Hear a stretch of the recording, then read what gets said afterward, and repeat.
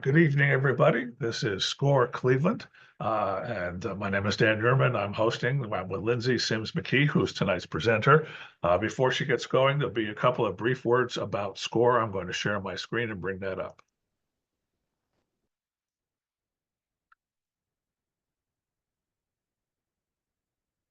Okay, Score is the sponsor of tonight's presentation, and we'll get there in just a moment. I just want to welcome you to on behalf of Score. Score's mission is to foster vibrant small business communities through mentoring and education. We aim to give every person the support they need to thrive as a small business owner. Small business drives our national economy through business formation, job creation, and wealth building. Small businesses are critical to vibrant communities in our society. SCORE volunteers give freely of their time, energy, and knowledge to help others. All SCORE services are free, including mentoring and, of course, this webinar. You will never be charged a fee for a service from SCORE. SCORE has the largest network of free volunteers in the nation. There are more than 10,000 SCORE mentors across the country in more than 200 chapters. There are 8 chapters in Ohio, and in Cleveland, there are more than 90 people who are SCORE mentors. And last year, we had over 6,000 mentor sessions with people in the 7-county region that we serve, which runs from Sandusky on the west to Erie on the east. SCORE is open to everyone. We make no distinction. If you are a small business owner or are thinking about having a small business, come see us here at SCORE. This is our website. So when you go to score.org, make sure you say score.org. Otherwise, you'll wind up with sports statistics. You'll get Cleveland Guardians. Of course, not their season yet, but they'll be back. But this is the SCORE website. And if you see this, you'll know you're in the right place. Our services are free, as I mentioned. I would be remiss if I did not tell you that SCORE is supported in part by the U.S. Small Business Administration, and we work closely with them because they provide loans to small businesses, and we help SCORE clients get themselves ready to be able to access those loans if their businesses qualify. I'd like to thank also our clients, which includes Cleveland Neighborhood Progress, Truax Law, Growth Capital, PNC Bank, Key Bank, Community Foundation, Lorraine County, Comstar Credit Union, and Wells Fargo. Now, if you'd like to point your cell phone, if you're not just using your cell phone to see this, but if you have a cell phone available, just bring up the camera, point it at this QR code, and you will see on your phone a web link which will take you to SCORE. So hit that and bookmark it. And after this is over, you can go right to the SCORE website because you'll have that handy. And with that, I'm going to stop sharing and I'm going to turn this over to Lindsay, who will take it from here. Hello, everyone. So it is good to see everyone again. We did this a couple of weeks ago, so I think some of you are familiar names, people who I've seen before. But it doesn't matter how familiar I think your name is. I want you to engage because this is how Lindsay rolls. So I'm Lindsay. I'm going to introduce myself in a second when I actually share my slides and everything. But before that or during that, I would love for you guys to go ahead and in the chat tell me who you are, where you're from, like where your business is from and things like that, so that we can go ahead and get to know each other. You guys can get to know each other, I can get to know you, and then we can have a much better conversation about this topic. Now, I say this topic very much so on purpose because this is one of those topics that I think people know what the topic is, which is make your business more accessible. But the reality is, we're going to talk a lot about websites. And so hopefully, you all have websites and you're excited about getting your website started if you haven't already gotten it started, because what we're going to be doing today is actually talking a lot about how to make your website more accessible, and then how to make a lot of the other things in your business more accessible. So yes, thank you for putting your information in the chat. We love it. Yeah, tell me who you are, where you're from, and if you have a business like Paradise Cakes, let me know so that I can know where your business is. It looks like we got a lot of locals today. We got people from Canton and Chagrin Falls and Maple Heights, and so exciting stuff. It's good to see you guys. Okay, So we got a lot of stuff to cover today. And if any of you are brave, then we might also take a look at some of your websites. Okay. So when I say brave, I mean I'm here for you. So if you are brave enough to look, I'm brave enough to look, we can go ahead and review some of your websites and actually talk about how to make changes like right now that are actually going to make your website more accessible to basically anybody who's coming to it. So let's get started. I'm Lindsay. Hi, it's nice to meet you. That's what my hair looks like when it's longer. So it's still me. And I run a business called Certified Marketing Pro.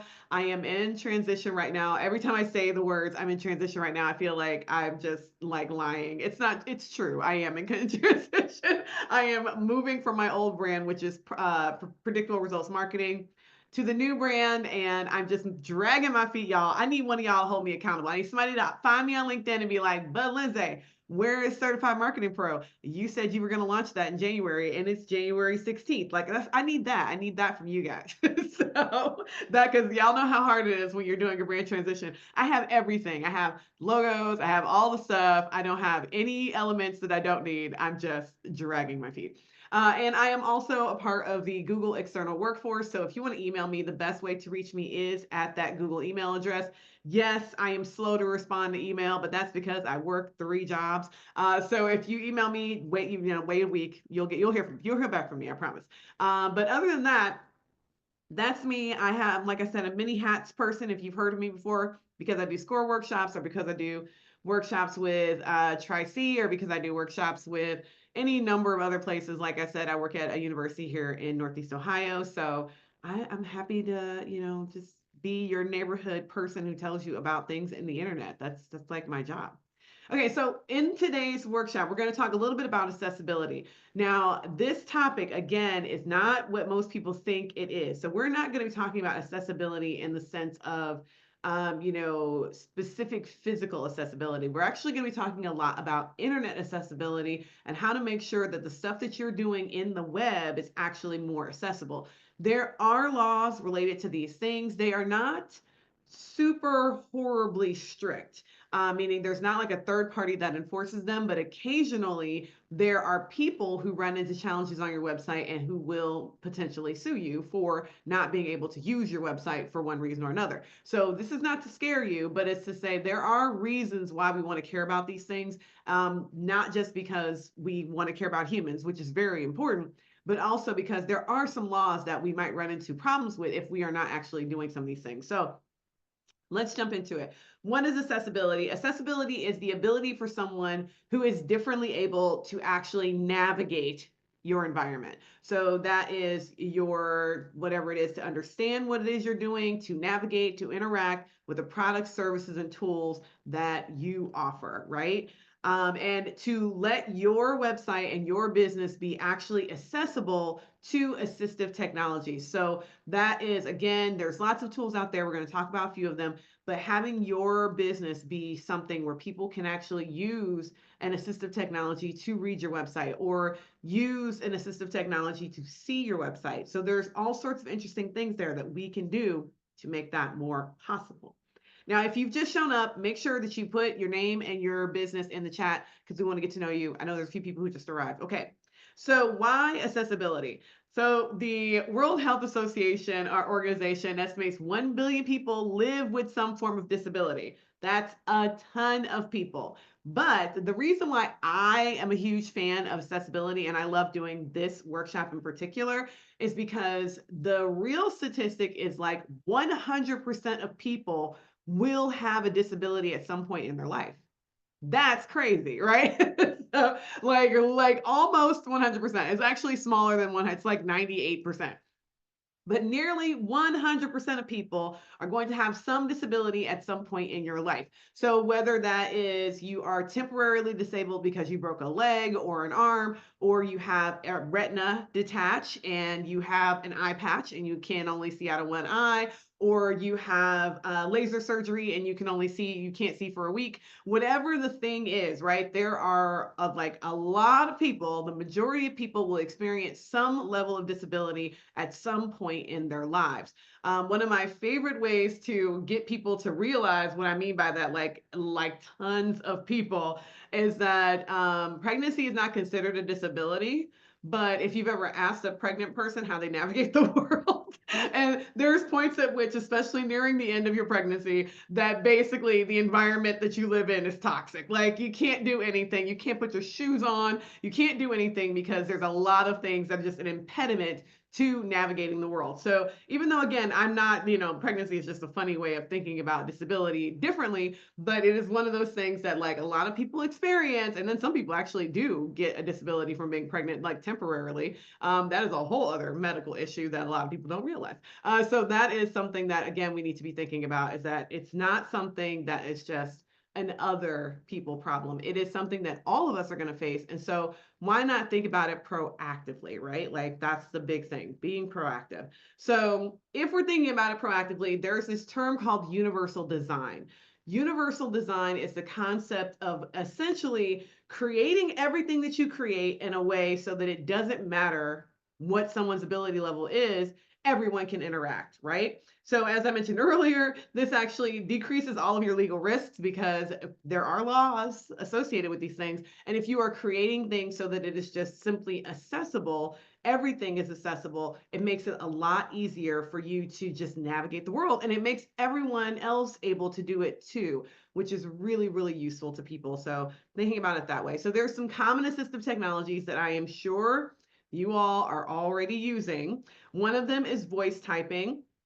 And if any of you are using AI right now, most AI now have the ability for you to use a voice interface, meaning that you can talk to the AI and it can talk back to you. But that is a voice typing. Or if you use Google Docs, which I'm a huge fan, of course, of Google Docs, it's the Google Workshop, but Google Docs has the ability for you to voice type into your Google Doc. So let me show you that real quick. That's one of those things that I said I'm a huge fan of show and tell. Y'all, I am a huge fan of show and tell. So let's go into docs.google.com right quick.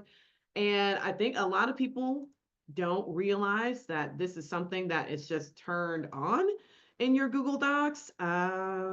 It's in, I'm gonna say it's in this area, but of course, because I'm looking for it, you guys know how it is. The second you're looking for something is when you can't find it. Tools. Okay, there we go. So we have voice typing. You can literally do voice typing with Control Shift S or just clicking the button. And when you tap to speak, it immediately starts translating what it is that you are typing. Now, if you are older, like me, I'm in my mid 40s. I remember when I was in graduate school, literally 20 years ago. I'm dyslexic, so that is my invisible disability that people don't know is there. And when I was in graduate school, I was searching for technology to help me write papers faster because I tend to be a bit slower when it comes to writing because I have dyslexia. So this is just a thing I was always looking for. And there were software at the time that did voice typing, like you see right here. But then there were software that did voice reading. They would read text to you. And all of that software was literally thousands of dollars. And it was really bad. Like it wasn't even good. So you would type out something and talk, and it would not be able to capture what you were saying.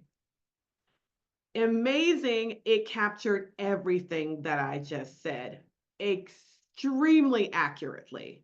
I did not slow down, I did not pause, I just talked. And I went through and it actually captured everything that I said in text. So this is what we mean when we're talking about voice typing.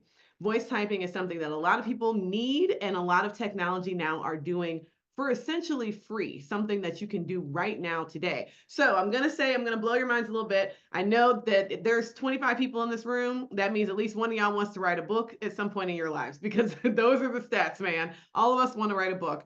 If you are like, oh, I always want to write, but I don't know how to write, one of the biggest things that I learned from one of my favorite mentors in technology, thank you, Melanie. I know there was going to be somebody. I also want to write a book. One of the things that I learned, and part of the reason why I even told that story, is because I know that I can talk better or faster than I can write. And so, one of the things I would highly suggest if you are interested in writing a book, that you use the voice to text to actually get your ideas out of your head so that you maybe you create an outline and you create some structure and then you use voice to text to fill it in. Man, then you're getting what's in your head out of your head onto paper, and you're not having to sit down and look at a blank sheet of paper and a cursor staring at you when you're like, I don't know what to say, right? And then text to speech is also extremely common nowadays. You guys are using it on a regular basis. Whenever you're asking Siri, I can't say her name because she'll activate on your phones, or Alexa, if you're asking her questions, or if you're asking Google questions to your phone, usually the answers that they are providing are some version of text to speak. So they are reading a website to you. They are, if you guys didn't realize that you could do this, almost all of our phones can do this right now. So if you look up a recipe and you are doing the recipe and you put your phone down and it's like goes, you know how your phone goes dark after a few minutes and you're trying to get the recipe back, you can ask your phone to just read the recipe to you. Y'all, you can do that right now. And so these are the types of assistive technologies that we love. We absolutely love them. But one of the challenges is that if you're not doing a recipe blog, right? So you're a tattoo artist, or you're dog trainer, or you're doing all of these other types of services. You have technology businesses, you do tutoring, you're doing all of these different things that aren't something that's kind of traditionally voice typing or text to speech, and it makes it seem like, well, how does my business fit into that? So we're going to talk about how your businesses kind of apply in this context of universal design and what we can do to make sure that all of us are doing the right thing so that when someone wants to be hands-free and essentially, visit our website or get information about our business, that we actually show up as the answer and our websites are visible, air quotes, visible to them when they're using that technology. That's something that a lot of people don't realize you can do immediately. It's that we can make our websites visible using some simple things, right? So there are 7 things on this slide here that we're going to talk about you can do today. They are all very easy, very simple, stripped down things that we can all do. First, image descriptions, alt text, color contrast. Those 3 things are so easy to do. So that means if you are, we'll go through it. I'm not going to tell you what they are. We'll go through it in a second. Design techniques, that's a little bit more complicated. Text formatting, that's actually really easy and so helpful for SEO. So if you're interested in being found for search, like if you want to become the #1 kids tutor for your thing in a certain area, then yeah, you need to be working on your SEO, and text formatting can help that. And then text links, and then video captioning. So we're going to talk about all of those different things and how they can work for your businesses. So, y'all know I like to do some activities while we're chatting. And if you're new to the room, make sure you put in the chat who you are, where your business is, what your business is, because we all want to get to know each other. So, in the chat, how would you describe this image? Give me words. What words would you use if you were going to describe this image? Go ahead and drop it in the chat.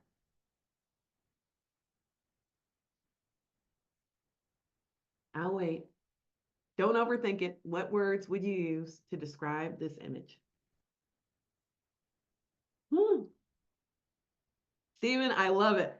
It's funny because I am drinking a cup of delicious tea, not coffee. I'm not drinking. Yep, simple and clear. Dark liquid. Amber, that's smarter because it could be tea. We don't know. Okay, Alyssa is going with the coffee on a saucer with a spoon. Okay, we got the silver white mug, silver spoon, adding the moment of the day, so making sure it's morning. Someone forgot the spoon. Forgot the spoon. Okay, so all of the things you guys got it. You got the idea, right? So it's a cup of coffee on a saucer with a spoon, right? Or it's a cup of dark liquid, probably coffee or tea, on a saucer in with a spoon.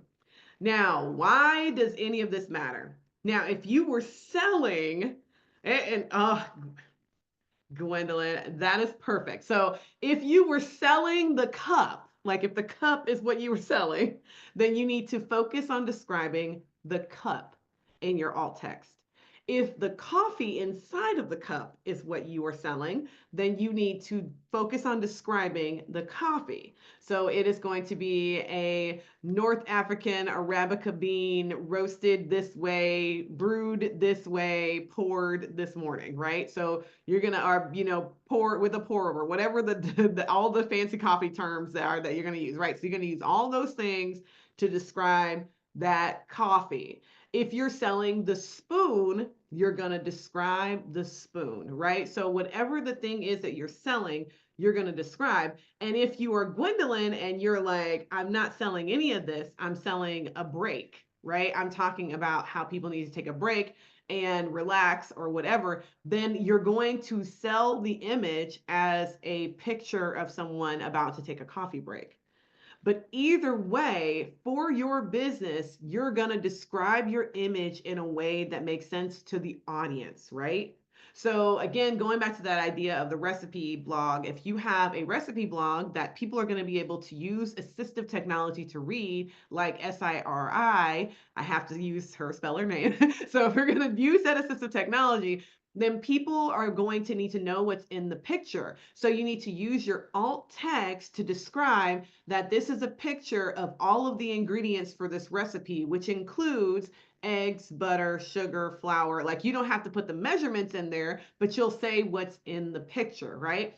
And then in the description of the recipe, you'll write out the measurements for those things. But in the picture, you'll just do a general overview of what are the ingredients that are in this picture so that it makes sense to the people. And if you're putting a picture of variation, so you have the cookie recipe and you have a shortbread version that people can do if they change one ingredient, and a different version, a chocolate chip version that they can do, and then a chocolate chip version they can do. In the picture, you're going to describe those three types of cookies, noting that there's a part of the recipes are below, or links to the recipes are below. Very important. These descriptions are helpful for everyone, not just people who are using the technology because they can't see. This is the thing that a bunch of us don't understand is that the internet only reads text. So it is getting better at reading pictures, and it only reads videos really well because videos are words that are being spoken. Otherwise, the internet doesn't know what's in the video if it is not described, right? So, y'all, we really need to be thinking about how to think about these things in a high level. Everything I'm describing here, Harry, is something you as a person can do for free. So I'm not going to describe anything today that costs you money or a software for you to do. This is just plain old good practices that anybody can do themselves. If you have a website, you have access to your alt text. Everybody does. And so this is something that anyone can do on their own website today. Like it's very simple stuff. So you do not need a software, and a bunch of people do use accessible reader like Userway or other accessible software in order to do double checking and things like that. But you don't even need them for that. There's other ways that you can check your website to see if it's accessible. We'll talk about those later. So the whole point of this conversation with the alt text and the description is to note that it's extremely important that you don't just put images on your website that don't have any context for people. It's one of the kisses of death that we do is that we put an image on the website, we don't put any alt text or anything else so people don't know what that picture is, especially if they're using a reader of some sort to have their picture.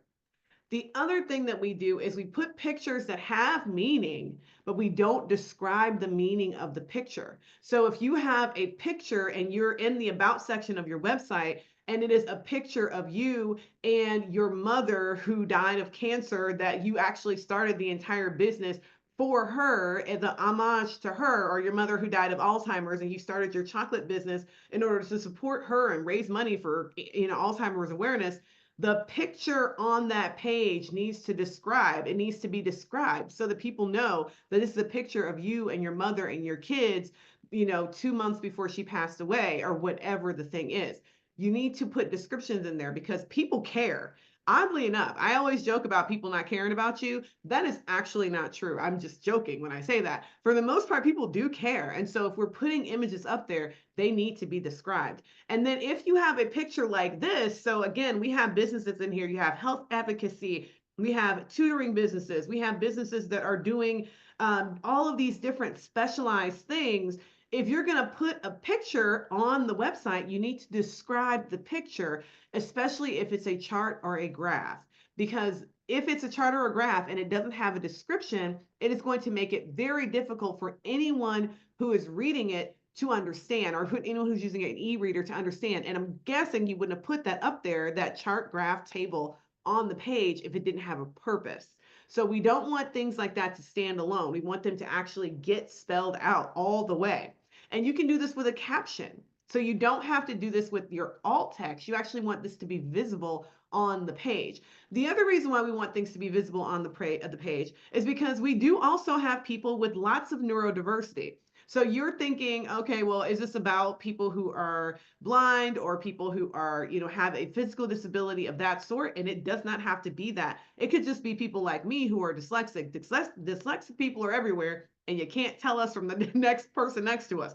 And it is very difficult for some dyslexic people to read graphs. It is one of the biggest challenges in my life is that I am dyslexic. I have learned to overcome a lot of it written. Like I'm really good at writing now. I'm much better at it than I was before. But I have the biggest challenges on the planet with math related things because I can't automatically tell when it's correct or when it's not correct like you can, right? Like my brain flips things around and I can't always see it, unsee it. Like, I can tell when a word is spelled wrong because I know what it's supposed to look like, but I don't always know what numbers and graphs are supposed to look like. I actually created an entire project when I was starting my business with like presentations and all this stuff, and my graphs were all backwards. And like all of them literally they went in the reverse direction, and I didn't notice it at all until after I got done doing this huge pitch. And the guy and he was like a mentor of mine. He pulled me aside and he was like, Lindsay, your graphs are supposed to go in the other direction. And I was like, what? And so just don't take for granted that people know stuff. Like, I mean, it's not just know stuff, but like that they understand, right? You might be teaching something to moms, but you can't expect for moms to know how to read a graph. You shouldn't expect that. Instead, you should just tell them what the information is so that they don't have to interpret it for themselves, right? It just makes it a lot easier. Now, I mentioned the concept of color and contrast. This is another one where a ton of people are affected by this and we don't ever think about it. I mean, in this room, again, 27, 28 people, there are probably at least one person who's colorblind. Color blindness is extraordinarily common. It is a very common thing. It's more common than redheadedness. Redheadedness is one of the least common things that you'll find on the planet. And this and like other not again neuro non-typical things like being colorblind are way more common than we realize. Like I don't know if it's one in like 20 people is colorblind. It's something crazy like that. It's a much bigger number of people than you think. And the problem and color blindness is a spectrum. On top of that, it's not like you are colorblind or you're not. Like there's a whole set of degrees of color blindness. There's tough like types of color blindness. It's very different. So if you are creating any sort of image that has text on it, which of course most of our websites are going to be full of images that have text on them, how are people who are colorblind supposed to read them if you're putting them in low contrast, like a pink word on a red background? That is very, very difficult for someone who has color blindness to read. Or if someone is red, green, colorblind, and you're using that color combination on your website, they won't be able to read anything on your website at all because they won't be able to tell the difference between those colors even a little bit. And so when you're thinking about designing your websites and you're thinking about putting your content out there, whether it's a PDF or anything, if it is a physical a thing that someone's going to need to read, think about the contrast. As much as it might just make your heart happy to put these beautiful colors on everything, you might want to make sure that at least some portion of the text on the page that has that exact same words, but in black and white. Like exact same thing, but in a way that is extremely readable for anyone, regardless of what their their different reading abilities are or their different neurodivergences are, right? Like we all have these things and we just don't think about them. Often we don't think about it if we are not the one with the thing. Like if we're not colorblind, you can have your husband could be colorblind and you don't ever think about it at all until he runs into something he can't understand or read, or he wears some crazy outfit one day. And then you're like, oh yeah, that's right, I forgot you were colorblind. Like we don't think about it. But as business owners, we have to. We have to be thinking about these things when we're building out our website. Now, it's not just that. We have to also think about thickness and patterns and, you know, Amber's like, this happened to me. I'm glad you guys know what I'm talking about. Like, I forgot you were colorblind. But we need to be thinking about all of the different ways that colors and patterns and things show up on our websites. Again, there are so many of us who are designing our own websites because you can nowadays. You can go to Wix, you can go to Squarespace, you can go to any of these other software and design something for yourself. And it's amazing. It's fantastic that we have the ability to do that. But with that ability comes a lot of responsibility, because with that ability, that means that we can do things that a designer would never do. Like there are, again, certain words should be bigger than others. Lines should be thicker than others. Patterns, some patterns should not be used at all on your website because they just make things a lot harder to read. But since we're doing a lot of this stuff ourselves, our first websites and things, and sometimes all of our websites, like I am still to this day designing my own websites because I'm actually pretty good at it. And so there's no reason for me not to at this point. But even still, like all of us need to be conscious of all of these things like contrast and brightness, just to make sure that we understand that there are people who are looking at things in gray and not just in color, right? So if something is really important, you need to make sure that you are differentiating it in more than just color, that there's some other way that you are making sure that this is like clear to everyone that these things are important, making it bigger, making the weight of the font heavier, making it bold in some sort of way, because not color isn't your only way of indicating a difference. And I promise you, y'all think that it is. You're like, oh, well, that hyperlink is a different color. And so clearly everyone knows that it's a hyperlink. I don't need to put the underline under it. Well, yeah, except for that people who are colorblind or who are using an assistive device won't be able to tell that that is a hyperlink unless you put the line under it, letting people know that it's a hyperlink, right? Like you have to be very specific because otherwise not everyone's going to know. And that color difference isn't going to be visible for everyone. Now, this one's a huge one. Text formatting and headers. You guys have no idea. This is one of those things with like all of our websites, that if you did this better, it's not just assistive technology that's going to change. It is everything about your SEO. So your search engine optimization changes significantly if you do this right. I want you to think in order of hierarchy. So I always ask for participation. I'm gonna ask for y'all to participate. So what I want to know is from you, give me the 5 most important words that people need to know about your business. So we train dogs, we help elementary school kids. Like, what are the 5 words that are the most important things? Put them in the chat. Put those 5 words in the chat. And then we're going to talk about why I want to know what those 5 words are. Okay, so put them in the chat. Now let's talk about your websites, because I review websites all the time. I do it at least 3 times a year with my Goldman Sachs 10,000 Small Businesses program, where we go through and I look at the websites of every person in the room, all 30 to 40 people, and the amount of times their websites don't even have the words on there. I literally had a website for a person who their entire job was grant writing. Grant writing. They wrote grants. And nowhere on their homepage did it say grant writing. Like nowhere, not one spot on their homepage did it say grant writing. And then I have people who, there was a woman who had a plant store where you could literally come in. It was an in-person plant store. And like nowhere on her homepage did it say plant store in Akron. There we go. So we got art and tattoo, custom created. I love that.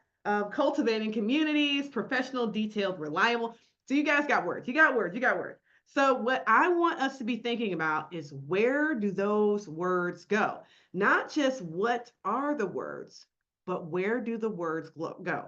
If you had to close your eyes and not look at anything on your website, no pictures, if there was not a single element at all except for text, what should your website say and in what order? If everyone could do that, that would be the biggest change to your websites on the planet, and it would help so much with assistive technology. The most important words should be first and should be biggest. The next most important word should be next and should be a little bit smaller. And then the next most important word should be a lot smaller and third. The reality is often you guys put your pretty words first. So you put the words that don't mean anything to the customer so they won't be able to know anything when they read it. So if I came to, I'm going to use Clarissa as an example because it's a really good example, Clarissa. If I closed my eyes and clicked the button and landed on your website and all I heard was professional, detailed, and reliable, those were the first three words I heard. I would have no idea what you do for a living. I would not know what that website was for.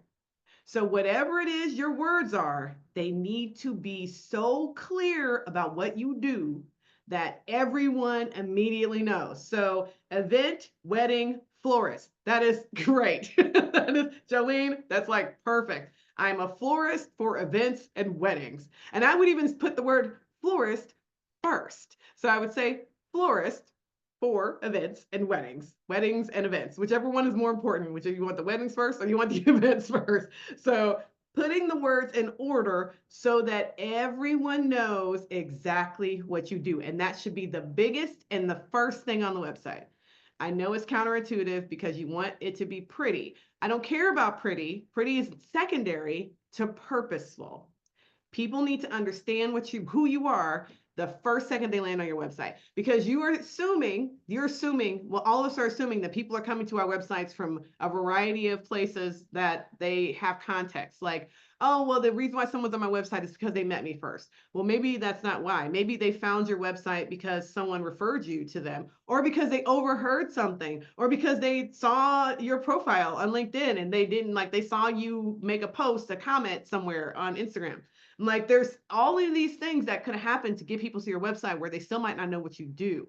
And so we want to make sure that whatever it is we do is so incredibly big that no one can miss it. No one can miss it. And when you do that, it's great for search because those are the first words that the search engine reads on your website.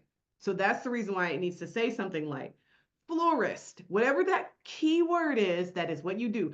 Dog trainer, cakes, like we're a bakery, like whatever the word is, that's like the key word of what we do. I'm a tattoo artist. Like it needs to be up there immediately. The first thing, native and complementary plants. Like we need to be, and if it is, depending on the type of plant shop, is it a flower shop, plant shop, plants for home, house plants, whatever it is, be as specific as possible because those words matter a lot, y'all. It matters a lot. Now, I mentioned already the concept of getting links to work, right? Oh, Lazaro, I love that. Cakes for all occasions. You got it. That's it. That's your answer. Okay. If you don't have that, change that to be the top of your website. Cakes for all occasions. Okay. So the detailed links.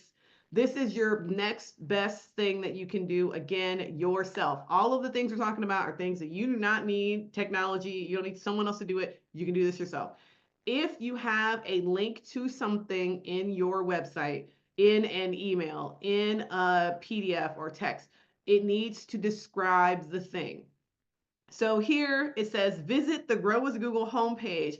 It is underlined, so it's clear that it's a hyperlink for free training tools and resources versus visit this link for free training tools and resources. This is a weirdly obvious one because as soon as you see the better version, you're like, oh, well, sure, of course, visit the homepage. That gives you exactly, that tells you where you're going, right? So we all need to do that. We all need to put on our websites when we're putting a hyperlink to somewhere else on a page, instead of saying, click this link, we should say, visit our contact us page to learn fill in the blank thing with a link to the contact us page. Visit the about section of our website to learn about our team instead of click here to learn about our team or click here to learn more about fill in the blank thing. No, visit this page on our website. Because why? Because goodness, again, SEO, it's not just for assistive. This is also really great for search engine optimization. I promise you, I want to like change the name of this workshop to how to do search engine optimization and accessibility at the same time, because this is a very linked thing. If you do the stuff we're talking about here, it's actually going to make a difference for getting your websites found on Google, because you will be more searchable because you will be using words. Words are extremely important. They're the most important asset we have. And so we want to make sure we are using the words appropriately. We are not using colloquialisms that people don't know. We're not using jargon. We're using words that anyone can understand. Cakes for all occasions. Video editor creating content globally. Like, like that is extremely good, Michelle. Super simple, very clean, very easy to understand. So we want to make sure that that is the type of thing that we are doing on our websites. Now, the last thing that we can do is video captioning and transcribing, because yes, video is huge, y'all. It is absolutely fantastic for your businesses, right? So if you have a business and it's got video, or even if you don't have video yet, video can be really, really useful for your business, because video helps you to create a whole lot of words in a short period of time. And so, like I said, most of us can talk faster than we can type. We think and talk at the same speed. And so essentially, if you are really good at thinking, you can be really good at doing videos. And these videos don't really even have to be all that public facing.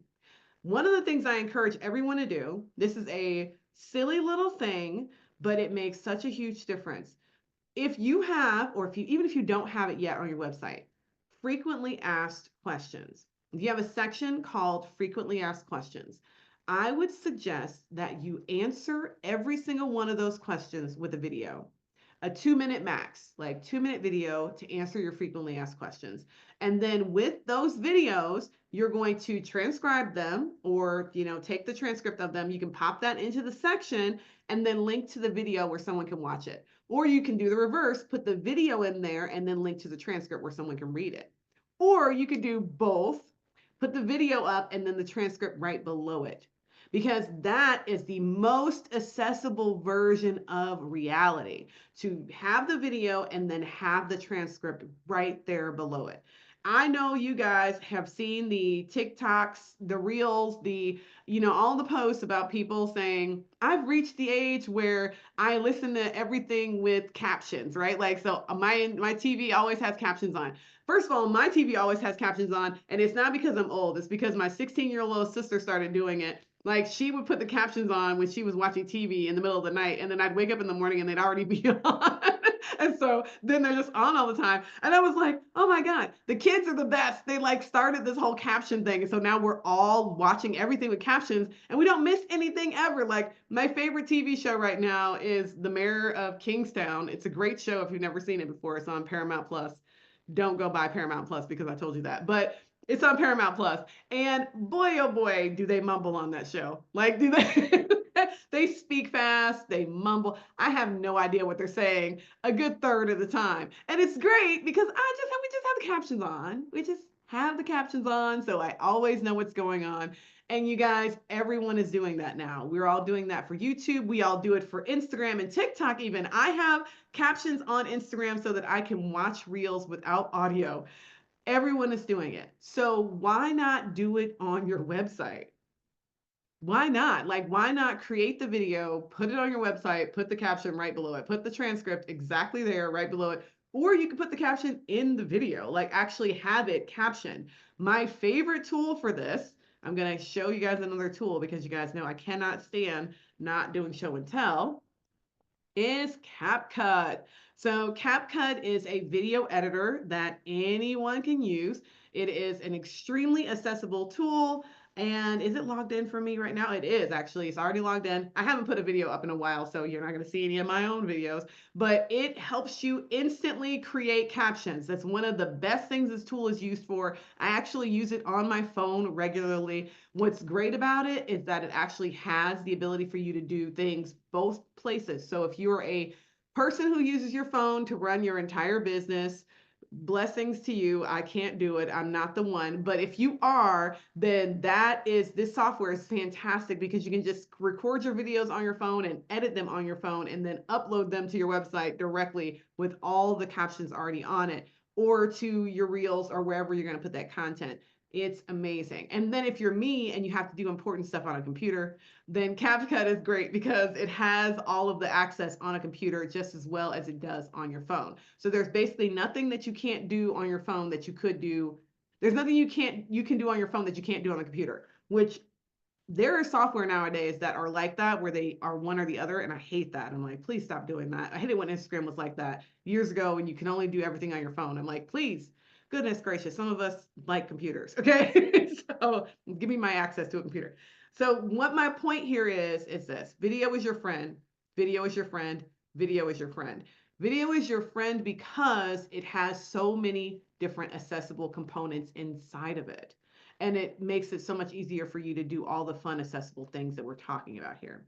Of course, YouTube has auto captioning, so if you want to not worry about trying to use a software like CapCut, you can always upload your video unlisted on YouTube and grab the captions from it. Like, you just tell YouTube to close caption your video, it will caption them for you, and then you can take that transcript and load it up yourself. This is a secret that I don't think a lot of people know. If you're one of those people who likes to talk and not, you don't want to talk into Google Docs or something like that, but you want to talk your ideas out and then have it read back to you, you can do it in a video, record yourself talking, pop it into YouTube, let it transcribe it, take the transcript, and then use your favorite AI to have it give you a summary of what it was that you said, or outline everything, or fix all the ums, or whatever the thing is.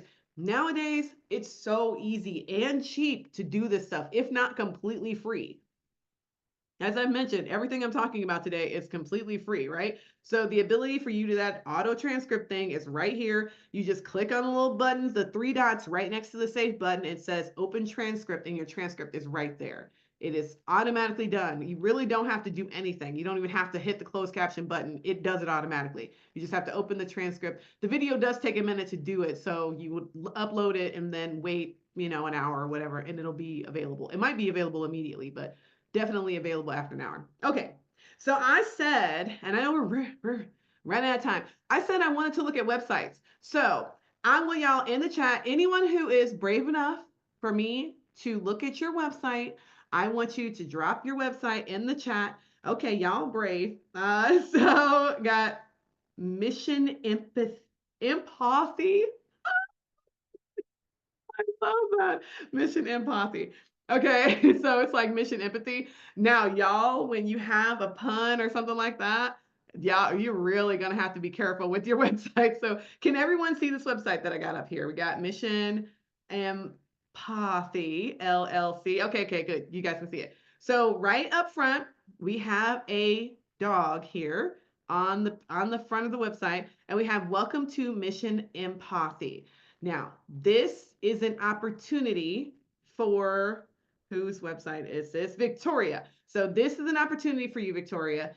Instead of it saying, welcome to Mission Empathy, what you might want to do is say, welcome to your service dog training hub, like something like that, right? So because I'm catching immediately from your menu that you do service dogs, companion dogs, and facility dogs, like you do training of specialty dogs. So you're not just training anybody's dogs, right? You're training all different types of dogs.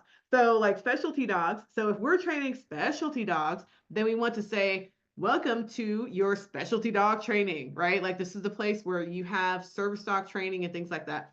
Why does it need to be here? It needs to be here because this is the first thing the internet reads on your website.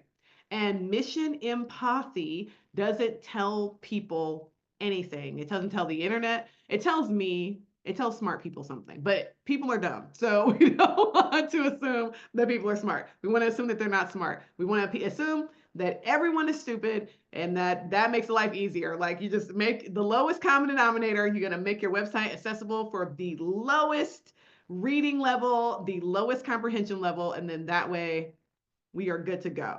So we're going to make that statement something a little bit more easy for people to understand. This is about service dogs. This is about companion dogs. This is about training dogs who have special, that you have, training dogs for your special needs. Something like that. I might steal that if I were you, Victoria. Training dogs for your special needs. Y'all, that's it. That's it right there. That's your tagline if you didn't have one already.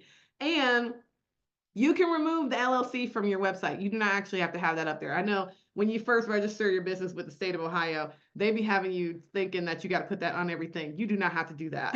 Like, you don't have to do that at all. So you can remove that, and you can underneath it, you can say "Welcome to Mission Apathy," right? Empathy, right? So you can keep it on there, but make sure you put it a little bit lower.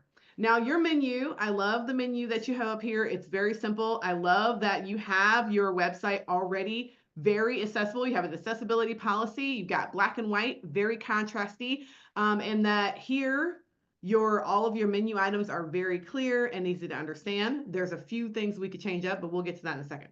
So we immediately come up here and say, here's a photo of one of the service dogs in training bringing a handler keys. Oh, I love it. So this is what we mean when we say a caption or alt text. This is something everyone should do. And it should be exactly how Victoria did it. These are real words to describe what is important about this picture. It's not describing the breed of the dog or the background of the photo, because neither of those things is important. It's not describing that the dog is wearing a vest. None of that's important. What's important is that it's a service dog bringing in training, bringing a handler keys. This is good stuff. Now, this picture up here, I would suggest Victoria actually change this picture to a similar type of picture. So we have this beautiful picture of what I'm assuming is a golden. That's great. Everyone loves Goldens. They have really fun faces. Uh, but we want to make sure that the pictures are all telling a story, especially because you can use alt text to describe that picture. So that if someone is using an accessibility reader, which by the way, Victoria is catering to an audience of people who have disabilities. So clearly somebody is going to be using an accessibility tool to use his website. So then you definitely want to make sure that it's a picture that's describing, like it should be a picture of a bunch of service dogs being trained together, or a bunch of pictures of service dogs all sitting very politely in a pose while they're being trained, or something along those lines, something to get people to understand this is what we do. These are service dogs. We don't just train dogs for people who have unruly beagles. We train dogs for specific jobs, for your special needs, right? Okay, the only other thing I'm going to say about this website is that Mission Empathy has a lot of things going for it. But one of the things you got to change up, Victoria, is that the font size on this website is way too small. So you're putting a lot of text up front, and a lot of it is very small. So what you likely want to do actually is figure out what the most important thing is on this page, and it's probably why choose Mission Empathy. So I would say that's your first and most important thing, and then remove everything else and make that section, make the text bigger. Because if you don't make it bigger, again, for people who do have accessibility issues, it'll make it a lot easier for them to just read it without having to use an accessibility reader. Now, remember when I said at the very beginning that like somewhere near 100% of people are going to be somebody's disabled at some point? This is part of what I'm talking about. So as we get older, literally all of us, regardless of who you are, all of our eyes start calcifying and we stop being able to see as well. It's just a thing that happens to our bodies. Because of that, using bigger font is actually really useful to all audiences. Everybody over 40 will thank you. Like everyone over 40 will thank you for using a bigger font. So for everyone who is having the same issues, make sure that you are using a bigger font.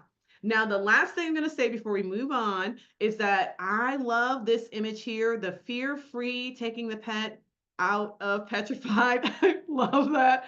Make sure that there is alt text on this image. And as I'm hovering over it, I am not seeing alt text. Alt text shows up immediately if you hover over an image. You don't have to do anything special to see it. I'm not seeing alt text on this picture. So we want to make sure that we have all of our alt text on all of our pictures. And then unless the Western Willoughby Lake County Chamber is paying you money, you can make that smaller. Okay. I love them. I have done lots of workshops for them. I probably have met you at one of them. But they are not the most important thing on your website. There are other things that you can make more important. You got other text here that you can make bigger so you don't have to give them such high priority on your website. Okay. Like make it smaller. I'm sure they're lovely people. I know, I actually really do know the humans there, but make it smaller. Okay. So that is like a lot, a lot of the things that you guys can do on your websites too. Take those fuzzy words like welcome to my business.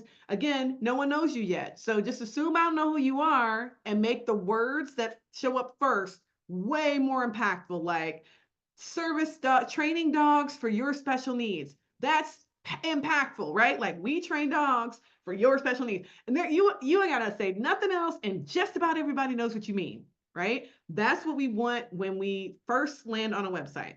We want that black and white. We want that contrast. We want all the other stuff we saw Victoria doing. We want to make the fonts bigger, and we want to make sure that whenever you have an image on the website, it is as well described as her image of that dog bringing keys, right? That's how we want things to work.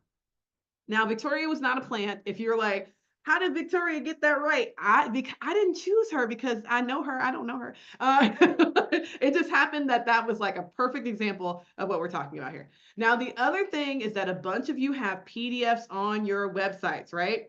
Oh, good question. So a bunch of you guys have PDFs on your website. Make sure that if you have something that is a PDF, that you also have it somewhere else on your website that is readable, because PDFs are not readable by most e-readers. And that's something that a lot of people don't know. So if you have a PDF that's like, oh, well, here's the technical description of this thing. So some of you talk about chemicals that you're selling, or you have technical training or something like that. You might have things in PDFs where you need to do a really good job of describing what's in that PDF, because the PDF itself is not going to be accessible. And this is where I can't remember who asked this question earlier about using a software. This is where, again, a software is supposed to help you, but sometimes they don't. So you also want to make sure that you put a note on your website, like the accessibility policy that we saw Victoria have, that says, if there's something on this website that you cannot read, contact us at this location and we will get you that information in an accessible format. So if you do have PDFs, make sure you have a clear policy on your website that says, if you cannot read this, if there's something you want to watch or something you want to see that's on my website and you can't access it, then please reach out to us and we will get you that information. So give them an email or phone number, and make sure all of that is in text, not on an image. Okay. So is there a way to upload a Facebook video or YouTube, Facebook video to YouTube or CapCut if it's over 15 minutes? Oh, okay. So that is a challenge. So if you have the free CapCut, y'all, there are restrictions on the amount of time that you can, like, your videos can't be over a certain length. That is a challenge. And with YouTube, though, the opposite land, YouTube doesn't have any requirements for how long your video is. You can upload a video that's 24 hours long and YouTube will take it. So if you want a caption of something, YouTube is a really good place to get it. And then loading that caption up using a software. There are several software out there that are paid, but honestly, CapCut is the best one and it's really cheap. So if you're going to use it and try to do videos that are longer, it's really one of the best ones. So I'm not going to go over email accessibility. A lot of the rules are exactly the same. Be mindful. People are reading things using e-readers, including your emails. So making sure that if you're using email newsletters to reach out to people, that you're not using a lot of images, because people cannot always see those images. They don't always get translated by the email software.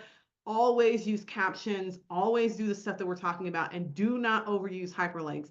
It's like the kiss of death in an email is to have 80 million links taking people everywhere. Don't do it. It makes it really difficult. And then a visual cues. Again, don't say this is blue and so it's important. Make sure something is bolded or the text is bigger, and that's how we know it's important, okay? We don't want to just assume that people can read the stuff. Y'all, that was a lot of information. Okay, be inclusive. That's my last point. Don't pretend that you, whoever the you are, is the norm. There are so many other norms. Like if I didn't tell you I was dyslexic, you wouldn't know. I tell people because they go, oh, anyone can be dyslexic, including my professor. Right? Like anyone can be colorblind, anyone can be any number of things. And so we want to make sure that we're trying to be as inclusive as possible with all of our websites and things like that. Okay. Now, before I let y'all go, because I know we got like a minute and a half, I want to know in the chat, what did you learn today? So tell me what you learned. And if there's something you're going to go change right now, what is it going to be? You're welcome, Amber. If there's something you're going to change, what is it going to be? Put it in the chat. Go ahead. You got 30 seconds. Don't let that be a thing to stop you, though. Go ahead. Put it in the chat. Add alt text. Thank you, Stanya. That is a good one. Please, y'all, add alt text to your website. Improve adding video. Danielle, that's a great idea. Okay, Melissa. Yes, do my frequently asked questions thing. That is something that a lot of people could do that just don't know that they could do it. You guys are so welcome. I appreciate it. Yes, SEO and all of this accessibility stuff go hand in hand. So this is currently live on the YouTube channel. So if you're wondering about the recording, you can actually go over to the SCORE YouTube channel. Go over to youtube.com/SCORE volunteers, SCORE CLE, I think it's volunteers, and you'll get straight to the website for or the page for SCORE. Thank you. You guys are so awesome. The 5 words. Good. You guys got a lot out of this. Okay. I'm going to stop sharing. Do you have any last words for us, Dan? Thank you very much, Lindsay, for a wonderful presentation. The recording will be on the website early next week. It takes a couple of days for a contractor to get to it and get it up. So it won't be tomorrow, but if you check back this time next week, I promise you it will be there. Thank you so much again, Lindsay. Thank you, everybody, for attending. Everybody stay warm with this weather, and we'll see you next time. Bye-bye now. Bye.